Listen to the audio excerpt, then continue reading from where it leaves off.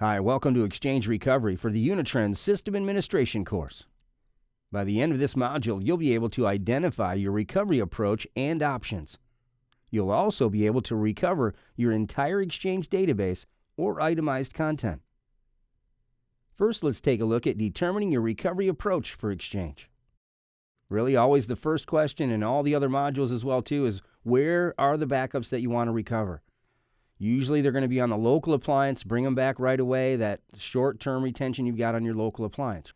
You've got the cold copy. Long-term, you might have to go back weeks or months and look for something older than that. You can recover from a cold copy as well too in the case of Exchange.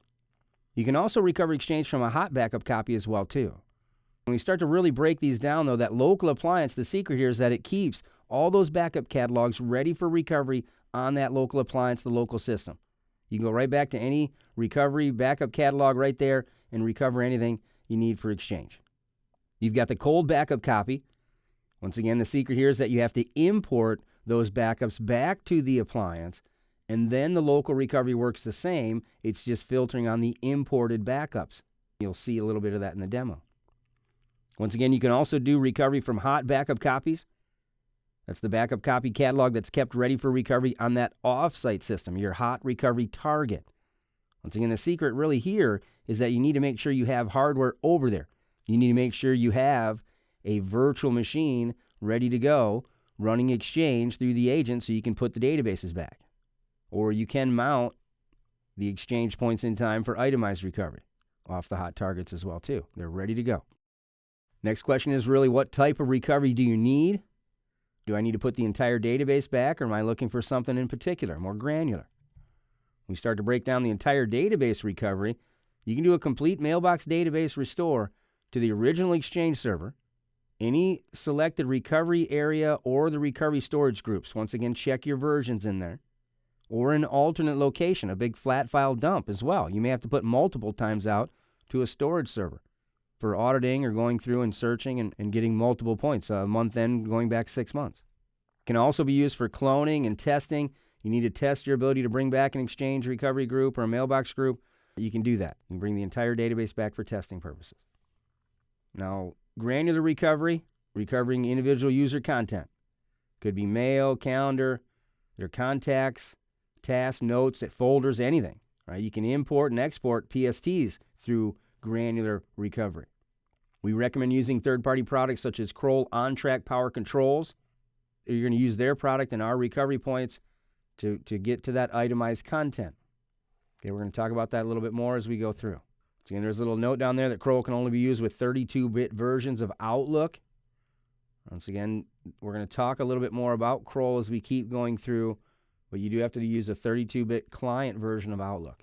Doesn't mean you have to be running 32-bit version of Exchange or anything like that. It's their client. Now, we look at granular recovery using Exchange. We're going to go into Kroll a little bit more here because you do need to perform it using products like Kroll on-track power controls. Make sure it's installed and licensed in their recommended fashion, their best practice. Now, you can restore Exchange items in two ways. Direct from a backup is fastest. Right, you go to the recovery point, you mount it off the appliance, you point the Kroll on-track to it, and you're done. Now, you can also do this through the agent if direct recovery is not available. You can't mount it off the appliance for some reason. You already got one mounted. You need to get to multiple points. Then you go to the agent. You restore it out to some third-party alternate location through any registered agent. Or to the appliance, too, which the appliance is usually faster because it's going to recover it to itself right off the Samba share or something.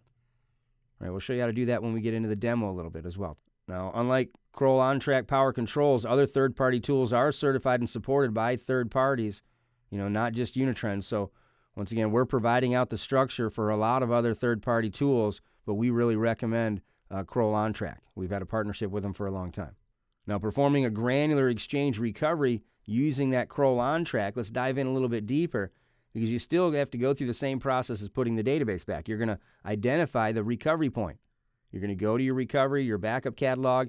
You're going to find your local backup, or it's going to be imported, or it's going to be hot on the target. You're going to make sure that you have the appropriate space. How big is your mail store that you're going to put back? How do you have space on that server that you're going to go to? You're going to select to recover the files from the Satori user interface, and it's going to create the recovery object. It's going to mount it as a share off the appliance for you. Then you use the scroll on track to point to that location. So if you select an incremental or differential, you'll see multiple folders out there in a share. You go to the merge folder.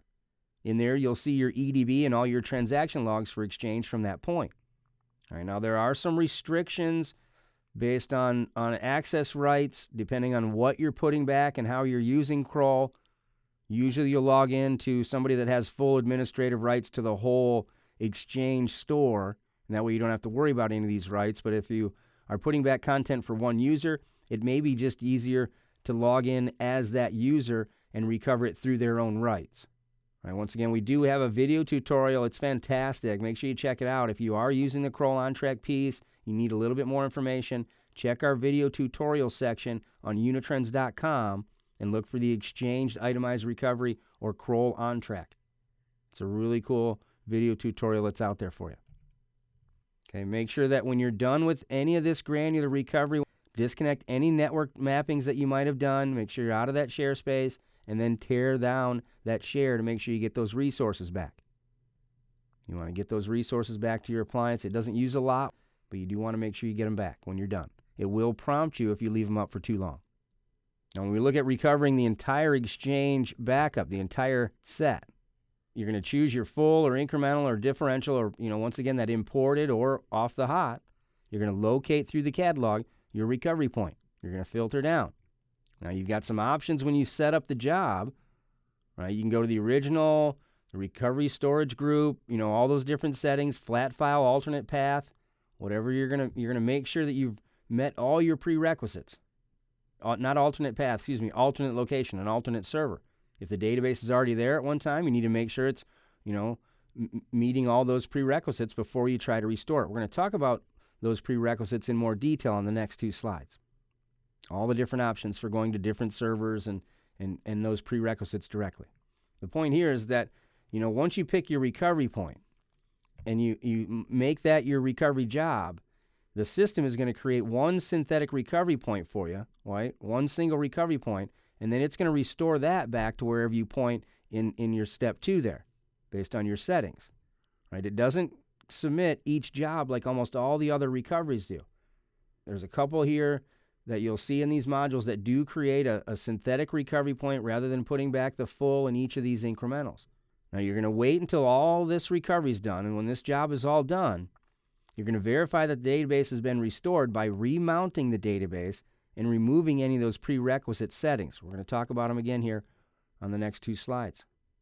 These prerequisites, when you go to the original server or to the RSG or any alternate location, if the database is already there at one time, it can't be running. It has to be dismounted. It has to be shut down in a clean state, and you have to make sure you mark it as overwrite in the settings in there. We're going to show you this for Exchange 2013 in our demo today.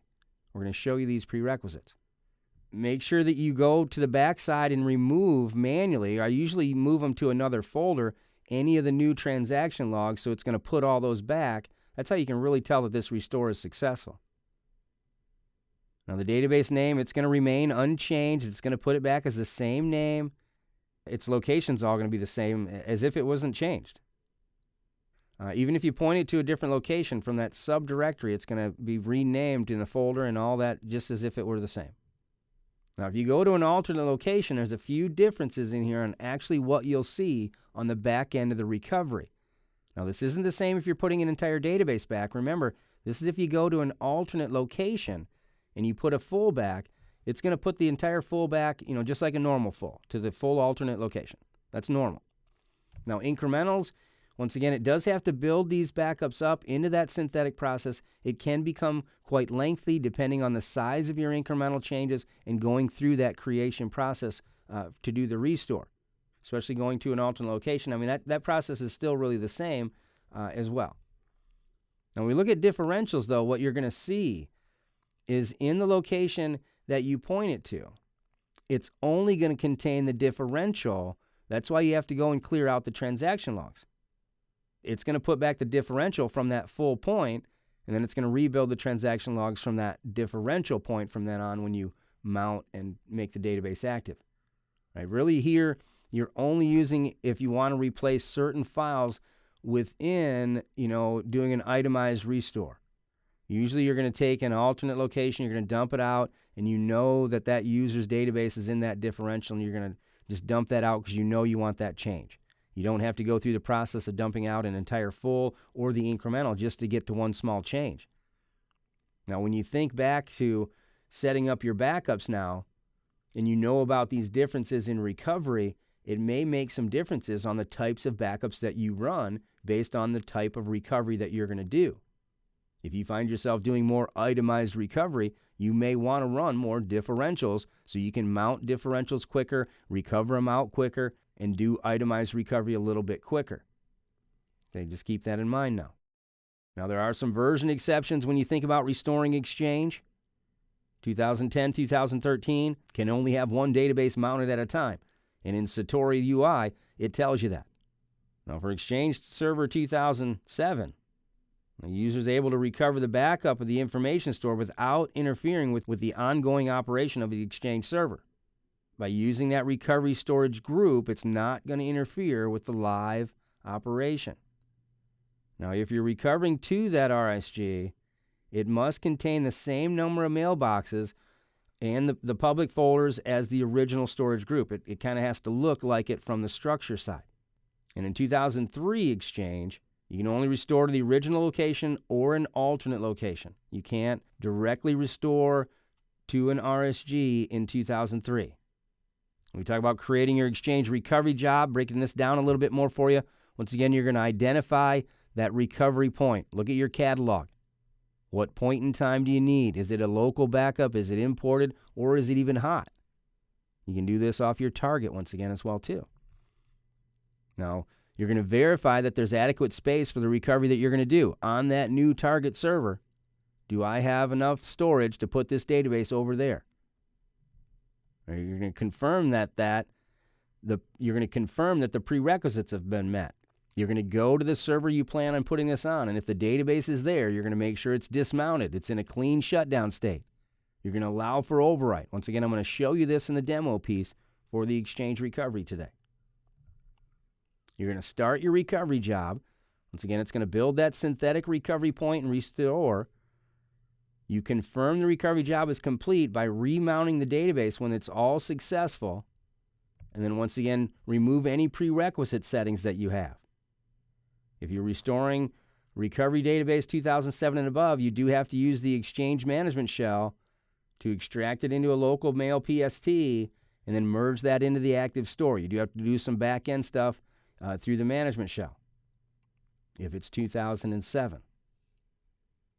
And you recover it to a recovery database, not to the live, right? If you go live, it goes live. And that's what I'm going to show you in the demo for 2013 today. But if you go to the recovery database and you want to make it live, you can extract it and merge it into the active store. It's a way to test before you restore.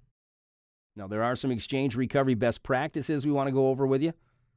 Once again, you're talking about Exchange, so you always want to make sure you're following Microsoft's recommended best practices for Exchange.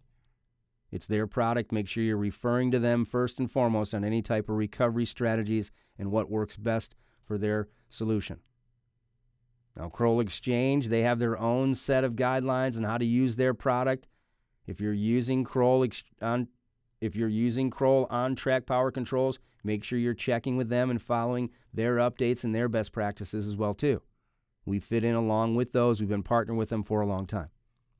Now, if you are hosting your Exchange on a hypervisor, whether it's Hyper-V or VMware, make sure you check with that hypervisor's best practice for hosting your Exchange environment. In the Hyper-V module and in the VMware module, we talk about hosting application-aware type of stuff. Make sure you check out those modules as well. Once again, before you do any type of recovery as well, make sure you're checking those prerequisites. Has it been dismounted? Is it in a clean state? Can it be overwritten?